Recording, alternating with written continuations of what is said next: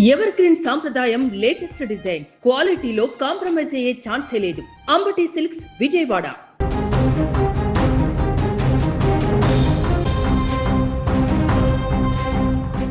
పశ్చిమాసియాలో మరోసారి భారీ పేలుడు కలకలం రేపింది. ఇరాన్ దేశంలో జరిగిన ఒక ఊహించని ప్రమాదంలో ఏకంగా 14 మంది సైనికులు ప్రాణాలు కోల్పోయారు.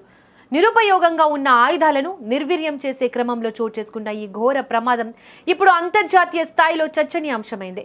ఇరాన్లోని జంజన్ ప్రావిన్స్లో ఒక సైనిక మిషన్ నిర్వహణలో ఉండగా ఈ విషాదం చోటు చేసుకుంది. ఇరాన్ విప్లవాత్మక గార్డ్ స్క్వాడ్స్ IRGCకు చెందిన సైనికులు పాతబడిన పనికిరాని పేలుడు పదార్థాలను ఆయుధాలను సురక్షితంగా ధ్వంసం చేసే ప్రక్రియలో నిమగ్నమయ్యారు. అయితే వారు ఊహించని విధంగా ఒక్కసారిగా భారీ పేలుడు సంభవించింది. సెకండ్ల వ్యవధిలోనే ఆ ప్రాంతమంతా దట్టమైన పొగతో నిండిపోయింది. ఆ పేలుడు ధాటికి అక్కడికక్కడే 14 మంది ఇరాన్ సైనికులు మరణించారు.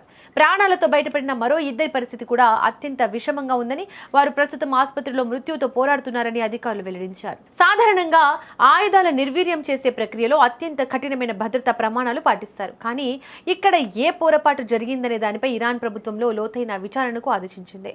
ఆయుధాల్లోని రసాయన మార్పుల వల్ల ఈ ప్రమాదం జరిగిందా లేక నిర్వహణ లోపం ఉందా అనే కోణంలో దర్యాప్తు సాగుతోంది. ఈ ఘటన జంజన్ ప్రాంతంలో తీవ్ర భయాందోళనలకు గురిచేసింది. స్థానిక మీడియా కథనాల ప్రకారం పేలుడు శబ్దం కిలోమీటర్ల దూరం వరకు వినిపించిందని సమాచారం. ఇరాన్ ఇప్పటికే ప్రాంతీయ ఉద్రిక్తతలతో సతమతమవుతున్న వేళ ఇలాంటి అంతర్గత ప్రమాదాలు సైనిక సామర్థ్యంపై, భద్రతా చర్యలపై ఒత్తిడిని పెంచుతున్నాయి.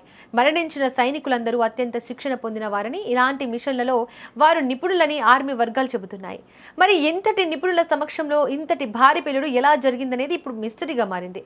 ఈ ఘటనపై ఇరాన్ అగ్రనేతలు తీవ్ర దిగ్భ్రాంతి వ్యక్తం చేశారు. మృతుల కుటుంబాలకు అండగా ఉంటామని ప్రకటించారు.